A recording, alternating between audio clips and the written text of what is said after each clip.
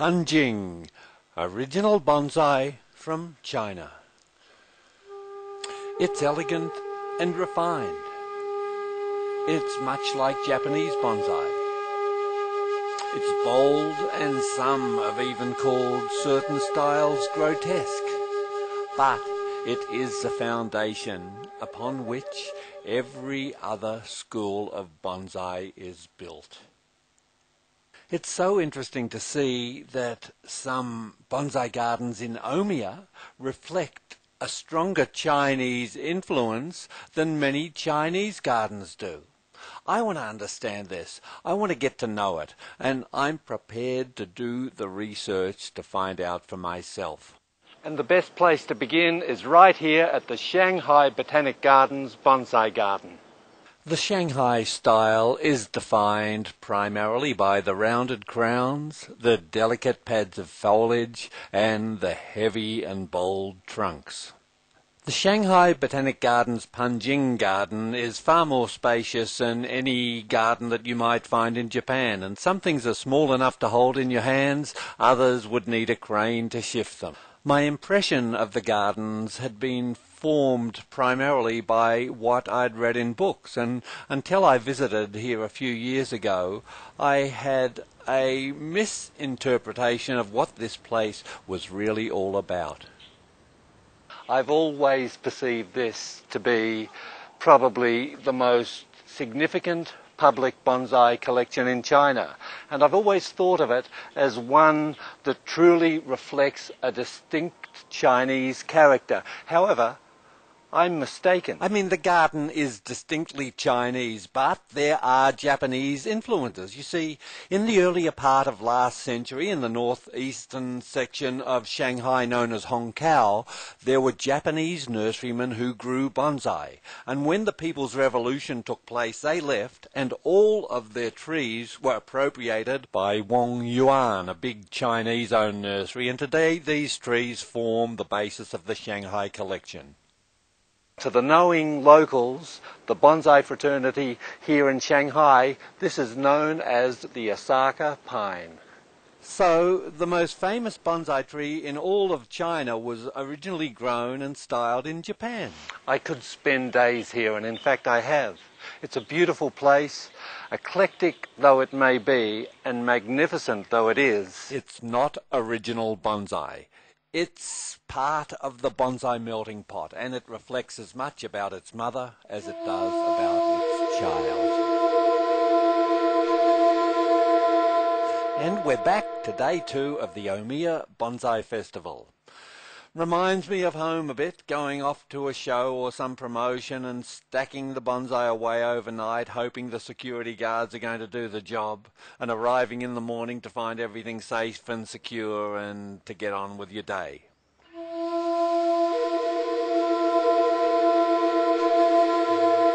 And after episode 1, I had an email from Susanna in Budapest who wanted to know about Yoshihiro Yumura's beech. Why did it look different in the foliage to her beech? It's a Japanese beech. It's more ovate and a finer leaf than the Fagus sylvatica, the European beech that you're probably growing there in Hungary, Susanna. So I think that's a distinction. But if anybody has any queries or any questions, just drop me an email. And we have a couple of weeks between eps, so we should be able to answer them for you next time round. Well, there was plenty to see at the Omiya Bonsai Festival, and whatever you were looking for, it was pretty much there.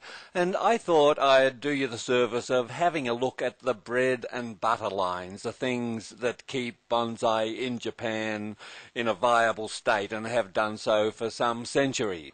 Let's not forget that there is a really well-developed infrastructure of Japanese bonsai nurseries, and the trade between the 130 different dealers and growers that were there was quite active. These Shishigashira maples truly are beautiful, and Toshifumi Obitsu grows these to an excellent standard. This little one here I think was the best, and needless to say, that was the first one to sell. Toshifumi is going to be back to show us his method for creating these in a future episode. And not everything everything was a showpiece, there's those basic sort of things that permeate all over the world, and they're to be found here in Japan just as they may be in Australia or America or perhaps anywhere else at all. And of course, even the simplest thing has the possibility of evolving into a beautiful bonsai.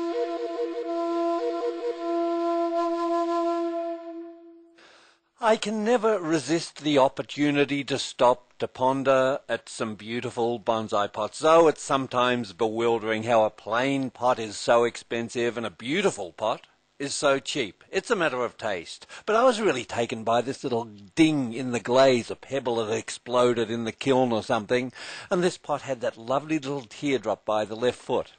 I liked it, and at 25,000 yen it's not such a bad price. I think that one can come home with me. The Osaka-Suki maple really caught my eye because in the late 70s I planted about 1,000, all in that style, and now they've all gone. But there was plenty there to inspire visitors to go home and plant new trees, and abundant inspiration to improve what you got.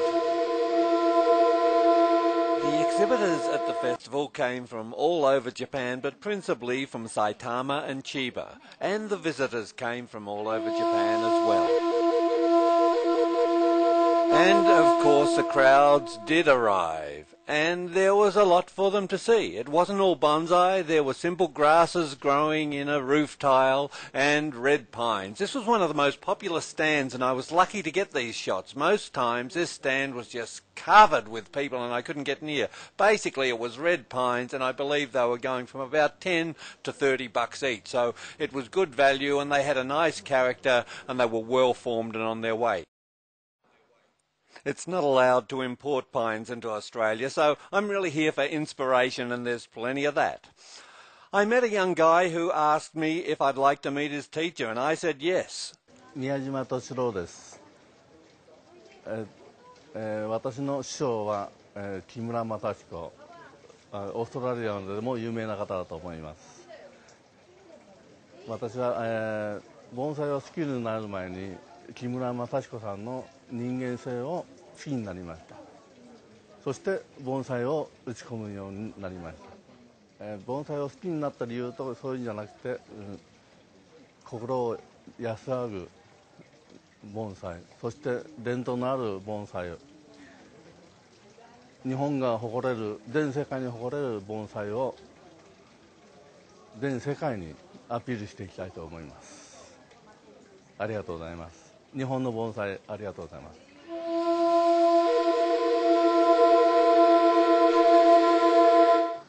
手についた松屋に、鉢何かについたやつはこれで4、5回スプレーをしていただいて、それでこすっていただければ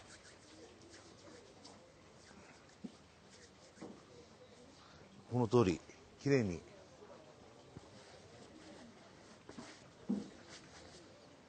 落ちます。また鉢なんかについた松屋にもこれで拭いていただければきれいに、落ちます。松屋に取れたくんです。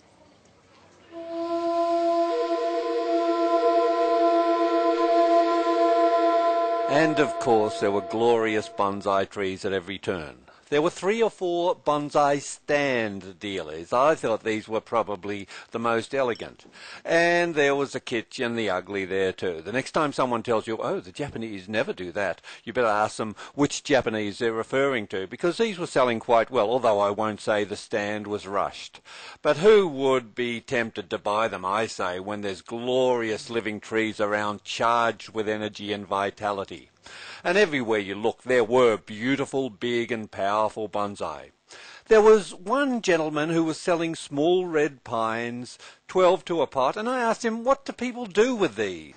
これは赤松という木です。で、これは盆栽に仕立てるために種をまいてこれだけ育てました。これで4年生ぐらいです。で、まあこれ今はいっぱい植わってますけど、個々に1本ずつ取って盆栽に仕立てることも可能です。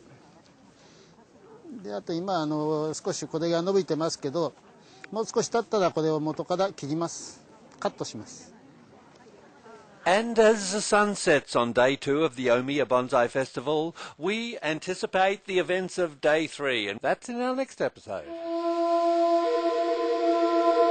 And we'll travel to Yangzhou to meet Master Lin Feng Shu of the Yang School as he styles a podocarpus. Kaori Yamada, the beautiful and talented young lady, will take us into her world, and the Murata family invite us into Kaiuka Inn. That's next time on Lindsay Farr's World of Bonsai.